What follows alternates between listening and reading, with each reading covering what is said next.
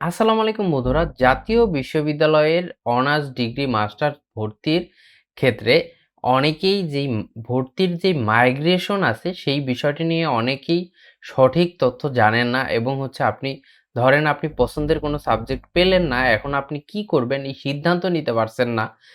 তাদের জন্য আজকের এই ভিডিও। তো আজকের এই ভিডিওতে আমরা আলোচনা করব আপনার অনার্স ডিগ্রি মাস্টার্স প্রিলিমিনারি যে ভর্তিগুলো আছে সেই ভর্তিগুলোতে যে মাইগ্রেশন আছে সেই মাইগ্রেশন সম্পর্কে আমরা বিস্তারিত আলোচনা করব এবং আপনি যদি পছন্দের সাবজেক্ট না পেয়ে থাকেন সেক্ষেত্রেও কি করবেন এই সকল বিষয় নিয়ে আজকের এই ভিডিওতে কথা বলবো। তো চলুন কথা না বাড়িয়ে আমরা মূল ভিডিওতে চলে যাই। ভিডিও শুরু করার আগে সবার কাছে একটা অনুরোধ থাকবে, যারা এখনো আমার চ্যানেলটি সাবস্ক্রাইব করেননি অনুগ্রহ করে সাবস্ক্রাইব করে দিবেন। আচ্ছা, মাইগ্রেশন কি এই বিষয়টা যদি আমরা একটু দেখি, সেটা হচ্ছে জাতীয় বিশ্ববিদ্যালয়ের ভর্তি মাইগ্রেশন হলো মেধা তালিকায় নির্বাচিত কোনো শিক্ষার্থী তার পছন্দের তালিকার উপরের দিকে অপেক্ষাকৃত ভালো বিষয়ে স্থানান্তরের স্বয়ংক্রিয় প্রক্রিয়া। এটি শুধুমাত্র একই কলেজের মধ্যে বিষয় পরিবর্তনের সুযোগ দেয়। কলেজ পরিবর্তন হয় না। ভর্তি নিশ্চয়নের সময় ইয়েস অপশনটি বেছে নিলে এই প্রক্রিয়া স্বয়ংক্রিয় হয়। আচ্ছা, এই গতানুগতিক যে কথাগুলো আছে সেইগুলো পড়লে আপনারা কিন্তু সঠিকভাবে তথ্যটা পাবেন না। এখন আমরা বাস্তবে দেখব সঠিক তথ্যটা কি, মাইগ্রেশন কি, এটা করলে কি হয়, কিভাবে কি করতে হয়। চলুন আমরা পরবর্তী স্লাইডে চলে যাই। আচ্ছা, এইখানে আমি একটি আবেদন এনে রেখেছি। এই আবেদনটা আপনারা যদি একটু দেখেন, সাবজেক্ট চয়েসের বিষয়টা উনি ৫টা সাবজেক্ট চয়েস দিয়েছে। প্রথমত পলিটিক্যাল সায়েন্স, তারপর ইসলামের হিস্টোরি অ্যান্ড কালচার, এরপর হিস্টোরি, এরপর ফিলোসফি, তারপরে বাংলা। আপনি ধরুন এইরকমভাবে সাবজেক্ট চয়েস দিয়েছেন অথবা আপনি যেকোনো ২টা সাবজেক্ট চয়েস দিয়েছেন।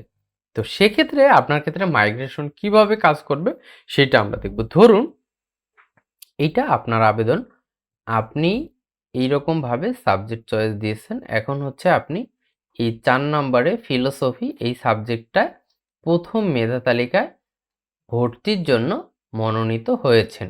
অর্থাৎ চান্স পেয়েছেন কোন সাবজেক্টে? ৪ নাম্বার সাবজেক্টে। এখন আপনি ধরেন এই সাবজেক্টে আপনি পড়তে চাচ্ছেন না বা আপনার এই সাবজেক্টটা পছন্দ না। প্রথমত আপনি ভুল করেছেন, যেই সাবজেক্টে আপনি পড়বেন না সেই সাবজেক্টটা চয়েস দেওয়াই আপনার সবচেয়ে বড় ভুল। কিন্তু যেহেতু দিয়ে ফেলেছেন, আমি কিন্তু এই সাবজেক্টটাকে ছোট করছি না। আমি জাস্ট উদাহরণস্বরূপ বোঝাচ্ছি। সেক্ষেত্রে যেকোনো সাবজেক্ট হতে পারে। এখান থেকে হিস্টোরি হতে পারে অথবা ইসলামের হিস্টোরি অ্যান্ড কালচার অথবা বাংলা হতে পারে। যেকোনো একটি সাবজেক্টে ধরুন আপনি চান্স পেয়েছেন। আমরা ধরছি ৪ নম্বরটা, সেহেতু আপনাদের বুঝতে সুবিধা হবে। অথবা আমরা এখান থেকে ৩ নাম্বার সাবজেক্টটা ধরছি। এই সাবজেক্টে ধরুন আপনি কি করেছেন? ভর্তির জন্য ১ম মেধা তালিকায় মনোনীত হয়েছেন। এই মাইগ্রেশন বিষয়টা কিন্তু ১ম মেধা তালিকা এবং ২য় মেধা তালিকায় কাজ করে। এরপরে আর এই মাইগ্রেশন কাজ করে না। তো সেক্ষেত্রে আপনারা কি করবেন? দেন ইতিহাসে আপনি ১ম মেধা তালিকায় চান্স পেয়েছেন। এখন আপনি ইতিহাসে পড়তে চাচ্ছেন না, আপনি চাচ্ছেন রাষ্ট্রবিজ্ঞান অথবা ইসলামের ইতিহাস। সেক্ষেত্রে আপনার করণীয় কি? অনেকে ভাবে যে মাইগ্রেশন ইয়েস দিলেই আপনি হয়তোবা এই সাবজেক্টগুলো পরিবর্তন করতে পারবেন অথবা আপনি চাইলে আপনার মন মতো সাবজেক্ট পরিবর্তন করতে পারবেন। কিন্তু অনার্সে কিন্তু এই সুযোগটা নেই। অনার্স বলুন, ডিগ্রি বলুন, কোথাও এই সুযোগটা নেই। সেক্ষেত্রে আপনার কি করতে হবে? আপনি মাইগ্রেশন যদি ইয়েস দেন, ধরুন আপনি ৩ নাম্বার সাবজেক্টে চান্স পেয়েছেন, এরপর আপনি মাইগ্রেশন ইয়েস দিয়ে আপনাকে কিন্তু ইতিহাসেই ভর্তি হতে হবে।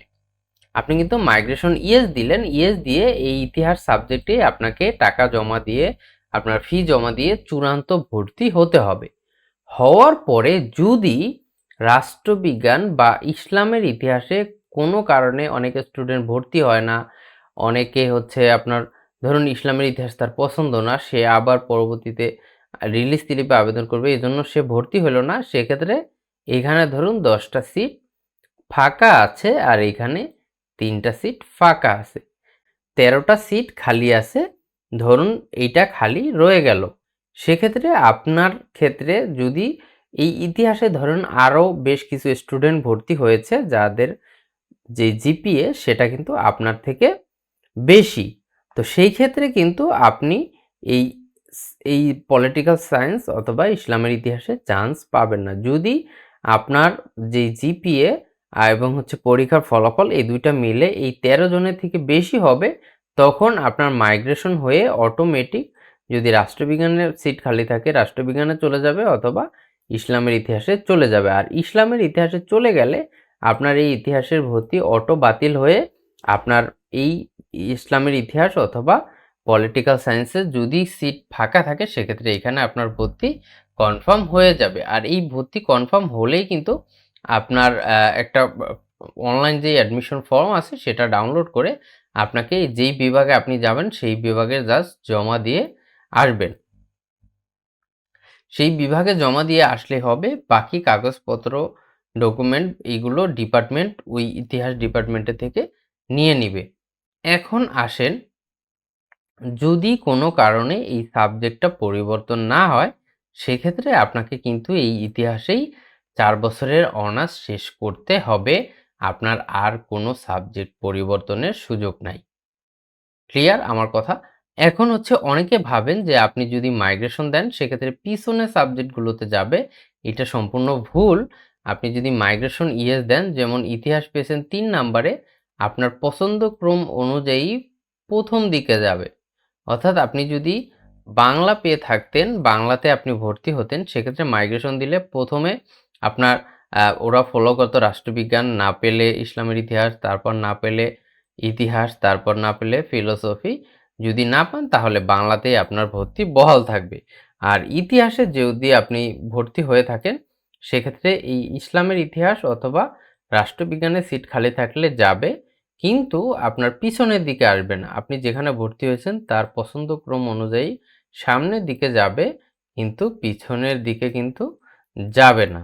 তো এইভাবে আপনি মাইগ্রেশন দিলে কিন্তু আপনার এই সাবজেক্টের সিট খালি থাকলে যাবে, না হলে আপনাকে ইতিহাসেই ৪ বছরের অনার্স শেষ করতে হবে, অথবা আপনি পরবর্তী বছর আবার ভর্তি পরীক্ষা দিয়ে যদি ভালো কোনো সাবজেক্ট পান তাহলে আবার এটার ভর্তি বাতিল করতে হবে।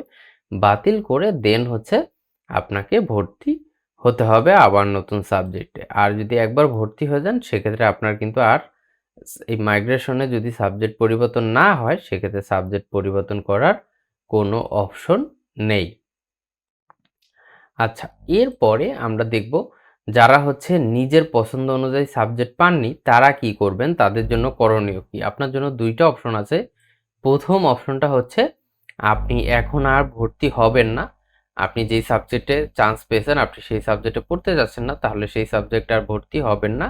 পরবর্তীতে রিলিজ স্লিপে আপনি ৫ টি কলেজ চয়েস দিয়ে আবেদন করবেন। যদি চান্স পান, সিট খালি থাকা সাপেক্ষে আপনি সেই ৫ টি কলেজের যেকোনো একটিতে চান্স পেলে সেখানে ভর্তি হতে পারবেন।